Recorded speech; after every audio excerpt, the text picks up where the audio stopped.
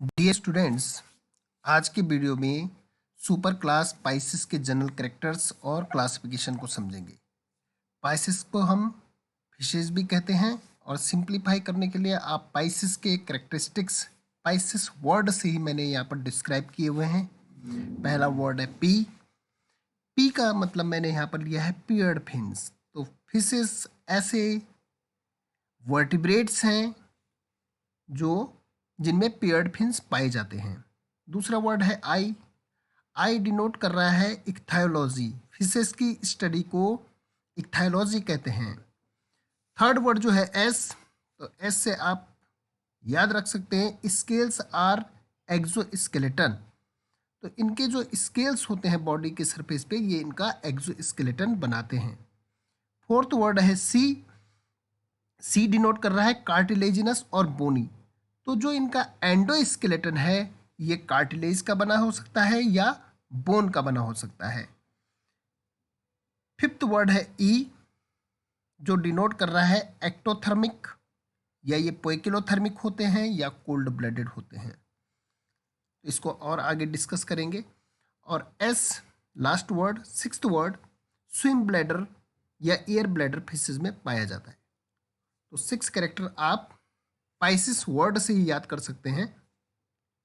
Fishes की all over the world लगभग 35,000 species discovered है और ये पहले ऐसे वर्टिब्रेट्स हैं जिनमें जॉ पाए जाते हैं।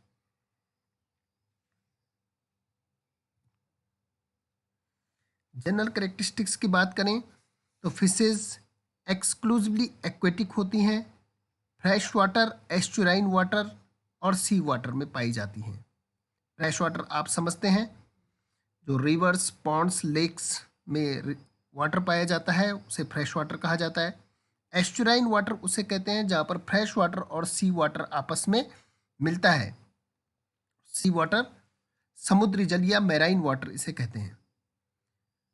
तो इन सब जगह फिशेस पाई जाती हैं। दूसरा इंपॉर्टेंट कैरेक्टर है spindle shaped body divided into head, trunk and tail. इनकी बॉडी स्पिंडल शेप होती है, दोनों पॉइंट से टेपरिंग होती है, तो ऐसी बॉडी को स्पिंडल शेप कहा जाता है। और इनकी बॉडी जो डिवाइड होती है वो हेड, ट्रंक और टेल में डिवाइड होती है। तो इनमें नेक अपसेंट होती है। इसमें तीन ही बॉडी रीजन होंगे, हेड रीजन होगा, ट्रंक रीजन होगा और टेल रीजन होगा। फिशेज में रेस्पिरेशन गिल्स के थ्रू होता है और ये गिल्स नेकेड भी हो सकते हैं, जैसे पहले यहाँ पर आपको पहले फोटोग्राफ में दिखाया गया है, ये नेकेड गिल्स हैं।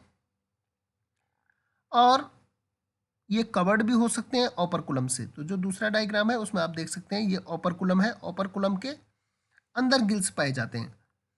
तो दोनों कंडीशन हो सकती हैं। पहली वाली condition mostly marine water fishes में मिलती है, शार्क में मिलती है, और दूसरी जो कंडीशन है ये फ्रेश वाटर फिशेज में इस तरह की कंडीशन मिलती है कि उनमें ओपरकुलम डेवलप होता है।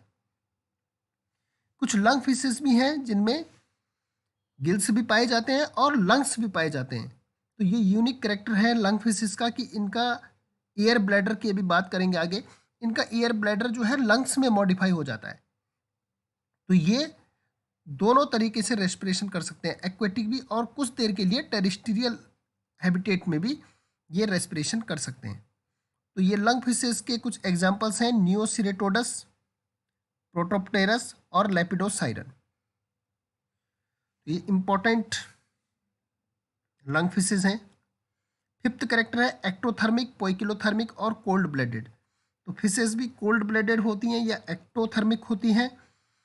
इनकी बॉडी का टेम्परेचर कांस्टेंट नहीं रहता है, इनकी बॉडी का टेम्परेचर इन्वायरमेंट के साथ वेरी कर जाता है। तो इसलिए इनको हम पोइकिलोथर्मिक, एक्टोथर्मिक या कोल्ड ब्लडेड कहते हैं।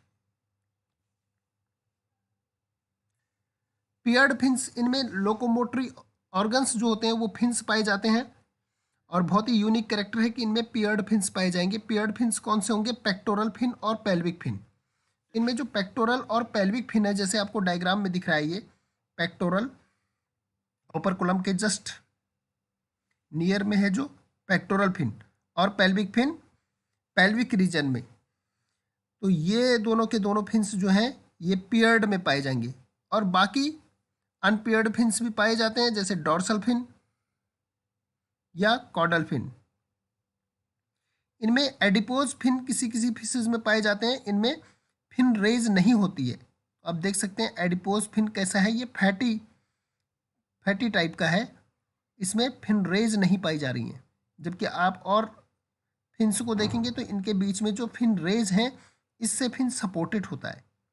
बारबल्स भी कुछ फिशेज में पाए जाते हैं, ये टेक्टाइल ऑर्गन की तरह कार्य करते हैं या सेंसरी ऑर्गन की तरह काम करते हैं।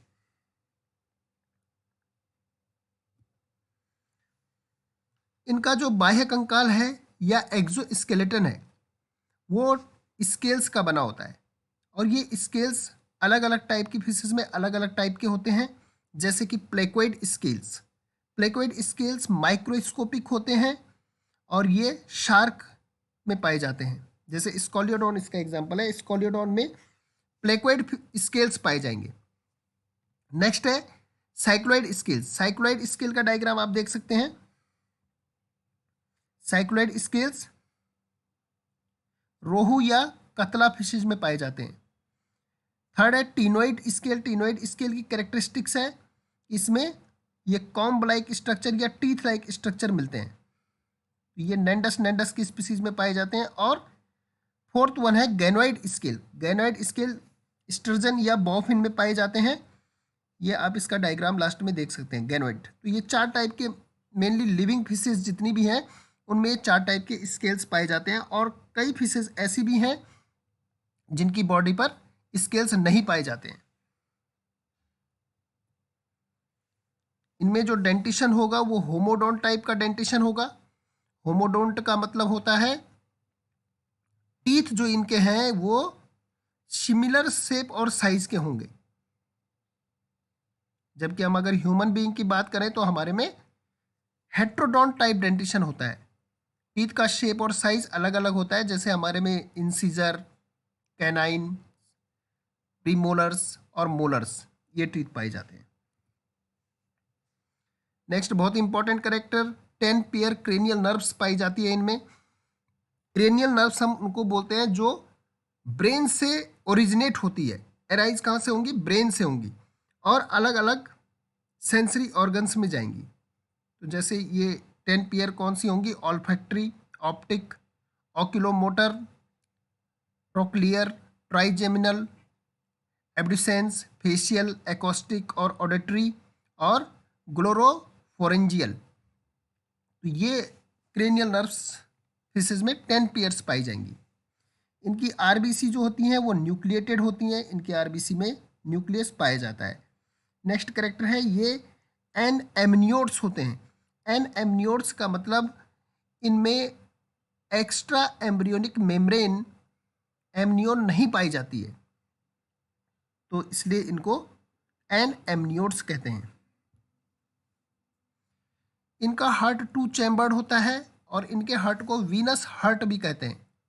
इसमें सिंगल सर्कुलेशन होता है। वीनस हार्ट किसे कहेंगे? वो हार्ट जो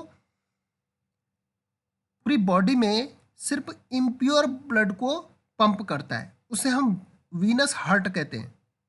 तो हमारे में तो 4 चैम्बर्ड हार्ट है, और अलग अलग पार्ट में अलग, किसी में ऑक्सीजनेटेड होता है, किसी में डीऑक्सीजनेटेड होता है। वहाँ से फिर वो लंग्स में प्यूरिफाई होने के लिए जाता है, लंग्स से फिर उसे पल्मोनरी वेन फिर से हार्ट में लाती है, हार्ट से फिर पूरी बॉडी में। तो वो हमारे में डबल सर्कुलेशन है। फिशेस की बॉडी में ऐसा नहीं है। फिशेस के हार्ट में, फिशेस की बॉडी में सिर्फ सिंगल सर्कुलेशन होता है, और हार्ट जो इनका हार्ट है ये सिर्फ इम्प्योर ब्लड को पंप करता है। नेक्स्ट है लेटरल लाइन सिस्टम।